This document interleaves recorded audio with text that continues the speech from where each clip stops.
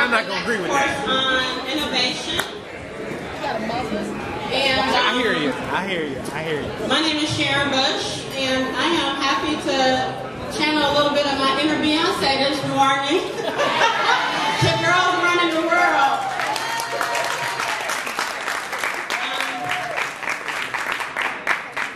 Who knew? My kids will get a big kick out of mom being introduced by way of Beyonce. I just want to say thanks this morning to Sandy and to IC Stars for having me be the course master on innovation. I love the title. I am a senior program officer at the Lloyd A. Fry Foundation, and we are a longtime partner to IC Stars. I've known Sandy for many years, and her growing staff, and it's a pleasure to kind of see their growth. I just wanted to start and introduce our course speaker in a couple of ways. I first want to talk about why I stay connected to IC Stars, probably more than a professional level. I do find myself to be inspired by the work of IC Stars. I appreciate what I see is the development of generational leadership. I appreciate the focus and the passion on community development. And then at the end of the day, there is too the individual empowerment that the young people at IC Stars gets from being part of the IC Stars community. So being asked to be the course master on innovation caused me to really reflect on how I feel about the word. I don't particularly feel innovative on a given day. But I also really wanted to think about that, particularly within the context of this day in which we observe Dr. King's birthday. So this morning, like I have probably for the past couple of years, I started the morning by reading a letter from a Birmingham jail. And if you guys know, the letter, the essay Dr. King wrote while he was confined in jail, and it was he was jailed in response. He was jailed because of a direct campaign that the Southern Christian Leadership Conference put together in response to local Birmingham retailers. There was a group of clergymen who did agree with Dr. King to say that they agreed that there was social injustice in Birmingham and in the South, but they did not agree to have this outside agitator come in and have these activities that they saw as agitating, frustrating, and they thought what should happen is that everything should be settled in the courts, not by direct action. So he starts the essay with this quote, which is, "While confined here in the Birmingham City Jail, I came across your recent statement calling my present activities unwise and untimely." So what I would say to that is that Dr. King's actions led to an unprecedented, innovative legislation which changed the social fabric of the country. And so what I also think is that many who dare to aspire and who dare to apply innovative solutions to seemingly intractable problems have probably experienced a similar sentiment. They're asked, can these things really be done? Are you the right organization to take these issues on? Are you the right person to take these issues on? Are you the right person to take on this task? What I love about IC Stars is it is an aspirational organization that believes that it is up to the task of taking on social problems. And then I also want to introduce our next speaker, who I also believe has the same passion and value. He does it in a very, in a quiet way, which I appreciate. So it's my pleasure to introduce to you this morning Stephen Casey. He is a friend of mine. I have come to know Steve through actually our activities in another organization. Some of you may know that his day job is that he works at the MacArthur Foundation, and he's worked there for many years. But he has many other interests and activities outside of that, which I think make him a superb leader. Steve and I know each other through our work in an organization which is called Chicago African Americans in Philanthropy. And Steve was a co-chair for that organization for many years and an important leader. And over probably, I don't know, very silently over an 18-month period, he was very encouraging of me to take on the chairmanship of CAPE, which I have done now probably officially on an official capacity for about the past year. He's been very supportive, and he has been a very quiet, behind-the-scenes leader in terms of making sure that there are opportunities for others to take advantage of, and saying these words earlier. But he is also, as he will talk to you more about when he comes to the stage, the president of Fresh Moves. And I think this is one of the most exciting things to come along in our communities in a long time. Fresh Moves is a mobile produce market that goes to a couple of communities, one on the west side and one on the south side of Chicago, that are deemed food deserts, places where it is very difficult to get fresh food and healthy food. So this is a man who has gone to the CTA and got a bus and retrofitted the bus and has made it into a mobile market. And he is making sure that there is access to fresh food in communities. But more importantly than that, Fresh Moves is a mechanism for improved community development. It is a mechanism to create new leaders in the community.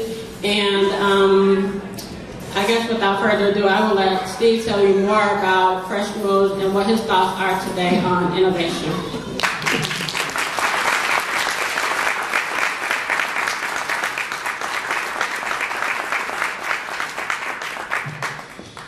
Good morning.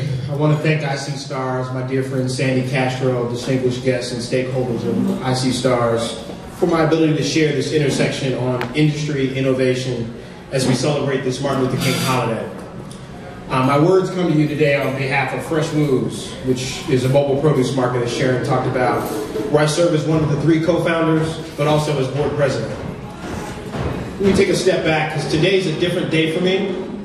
I typically today get my own yin and yang about where I go for my year. I don't do resolutions, but I do Martin Luther King Day by taking and listening to all of his speeches, but then I juxtapose those against Martin's speeches, Malcolm's speeches, as a way to give me my balance, because I think in some cases you can't have one without the other. So today, to accept today to come talk was me stepping out of my own 15, 20-year tradition and getting out of my house to share my dream with you. So give me a moment. I want to give a little background about myself, and you'll see where my context comes from. I'm the eldest of 2 children. I was born and raised in California. I'm the son of a retired police officer and an accountant. I attended Howard University and graduated from the University of District of Columbia with a BA and a concentration in finance, and ultimately Marquette's MBA program, where I learned social justice. My wife and I currently live in Inglewood, raising our 2 sons, 6 years old and 8 months year old in Inglewood on the south side, where we've lived for the last 12 years. As Sharon mentioned, I work professionally for MacArthur Foundation as a manager of grants and budget. And my wife and I also believe strongly enough in Inglewood that we also buy and maintain rental property in the neighborhood. Thank you. I was born 3 years after Dr. King delivered his speech to America in August of 1963. And like many born after me, the dream was just that, a dream. By the time my friends and I became of age and could be active participants in this thing called the movement or civil rights, we found there was very little for us to do or to become engaged in or participate in making the dream a reality, which left most of us wondering, what's our part? What do we have to do to achieve this dream? Was there even a dream to further? Was there a need to fight anymore? If so, who were we going to fight and how? Or better yet, why? From our vantage point, the tumultuous days of the 50s and 60s have been relegated to the history books or back into somebody's deep, dark circles of their mind. Jim Crow had been abolished. Blacks were going to white schools. You could even go to college, get a job, and hopefully get a degree in the job. We even elected a black governor in Virginia, and now we got a black president. Again, what was that dream? All those things told me that we had reached the level of success, right? No more dream. Over time, my circle of friends and I and influencers have continually asked, do we still need to fight? Who? Why? For what reason? Tananarive Due, our Seattle-based author and one of my favorite writers, coined it best in a recent interview by saying that today's racism is akin to an invisible gas. She states that it's difficult to pinpoint where race factors into problems such as unemployment, the plague of drugs on our inner cities, police brutality, high incarceration rates amongst black men, the educational gap between blacks and whites. So in her mind, it was harder to rally the troops, especially across racial and generational lines. Almost 6 years ago now, I was introduced to this thing called food deserts by a dear friend of mine and co-founder of Fresh Moves, Jeff Benzino. For those that don't know about Fresh Moves, because it's not a problem in your neighborhood, let me give you a little definition. Food deserts are areas that lack access to affordable, and I said affordable, fruits and vegetables, whole grains, low-fat milk, and other foods that make up a range of a healthy diet. According to Mari Gallagher in her 2006 report, at that time, over 600,000 people were living in these defined communities. In 2011, Ms. Gallagher updated her findings and said that from September 2010 through June of 2011, food deserts had been decreased from over 550,000 participants to 383,000 participants, or quote, a 30% reduction. Of the total food desert population today, over 100,000 children are living in food deserts. About 70% of the food desert population in this city are African American. Remaining 30% are split between whites and Latinos. It's where our current mayor is focusing his grocery store expansion as his way to eradicate food deserts. In my opinion, two things need to happen to bring about better outcomes for food deserts.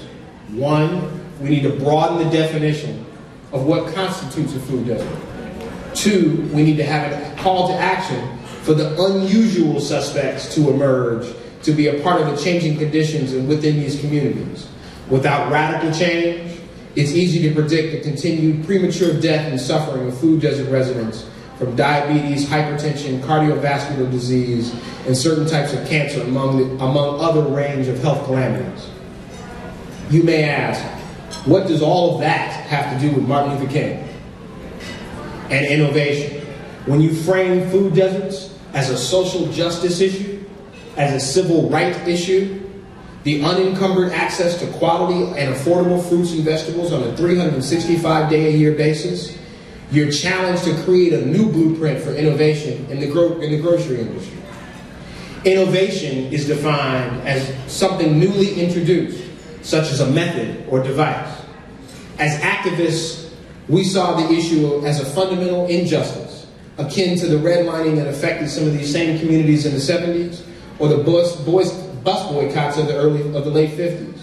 Food Desert Action, the parent to Fresh Moves, was formed as a not-for-profit with the full understanding that the solution demanded new and creative solutions to a seemingly intractable issue.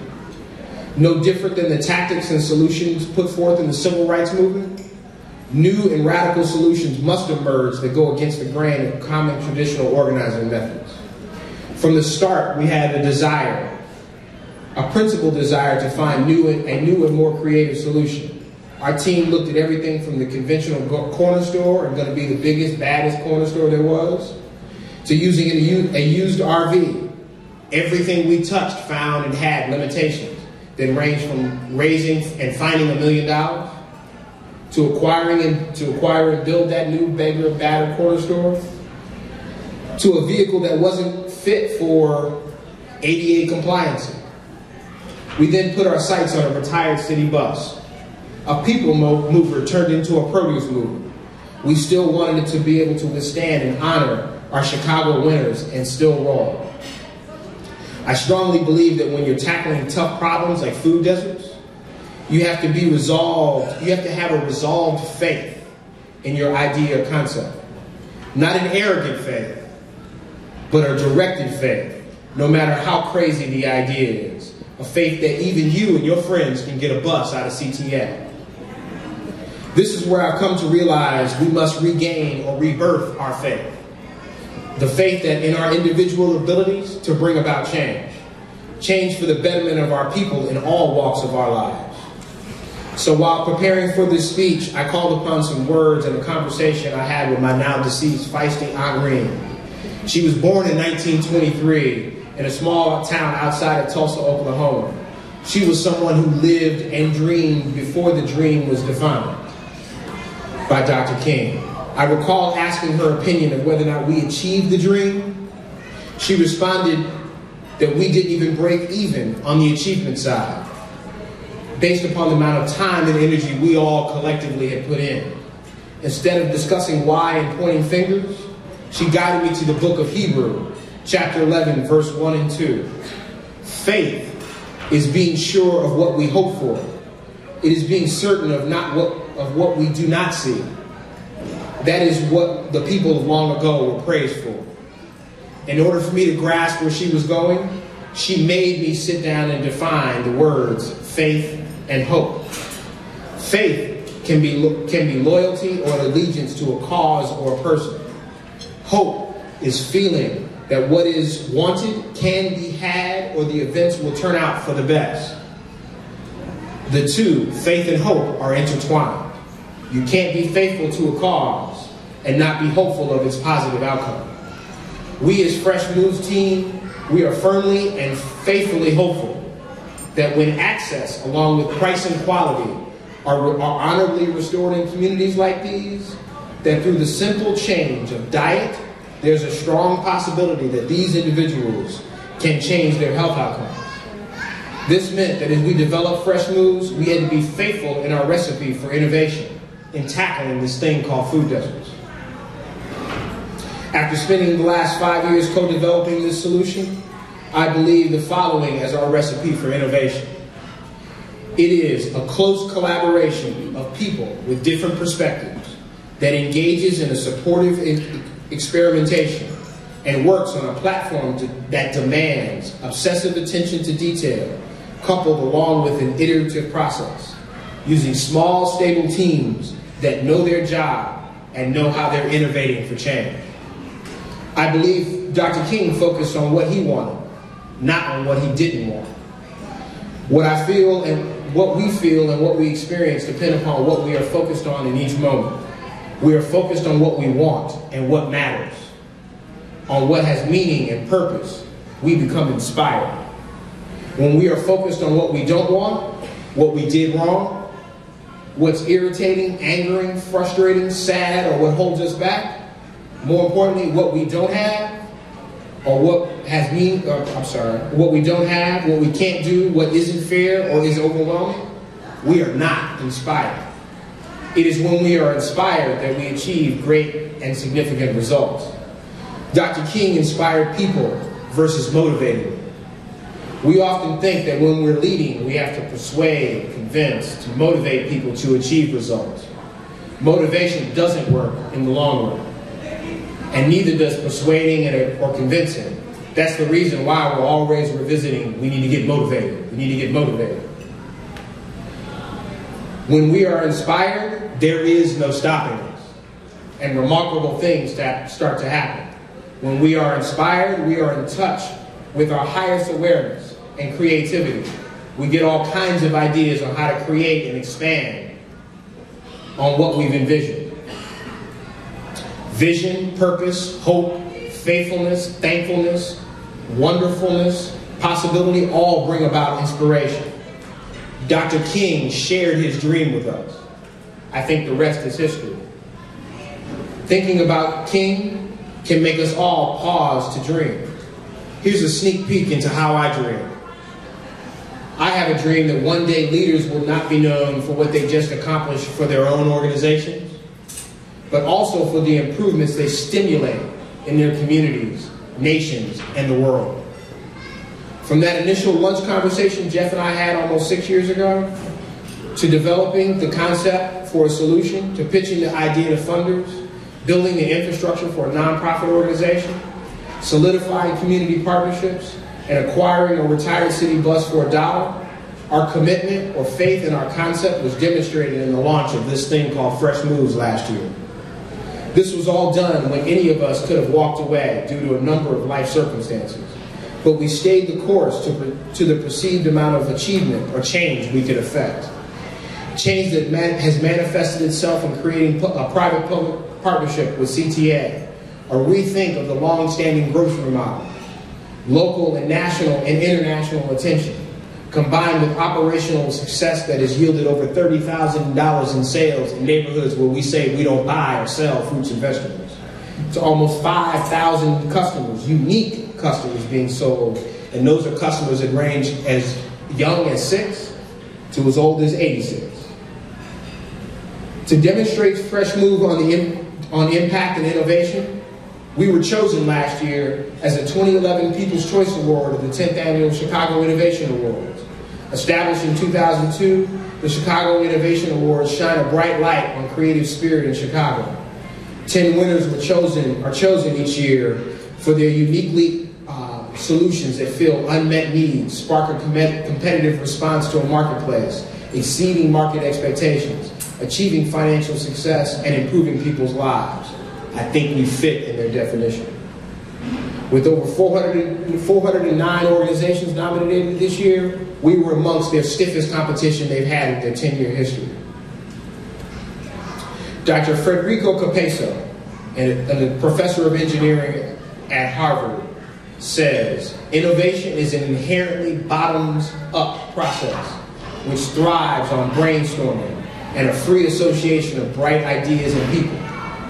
Thus, traditional management techniques are not effective in encouraging and nourishing innovation and invention. So I ask you here today, IC Stars family and friends, to renew your faith in being innovative. Renew your faith in your ability to do your part to make the dream of Dr. King not just a passing mid-January celebration or a great sale at Macy's, but an integral part of you, your family, your job, and your community's daily life, a non-negotiable. It's hard to do that, but it's easier to quit. Some of us find quitting real easy. I'll get to that next week. That's a true test, in my opinion, of faith. So I ask, do we have the faith that one day there won't be any more blighted lots or abandoned foreclosures, and quality housing stock will return to neighborhoods like Inglewood and Lawndale? Do we have the faith that one day drug dealers and their customers, who create systemic and ongoing neighborhood tensions, will one day figure out that we will win? Do we have faith that the lack of healthy choices will one day be filled with an overabundance of healthy alternatives? Do we have faith that our schools will rebound and our students will get the tools for a promising future? During a speech in 1961 to the AFL-CIO 4th Constitutional Convention, Dr. King gave us some insight into his faith with the following excerpt from his speech.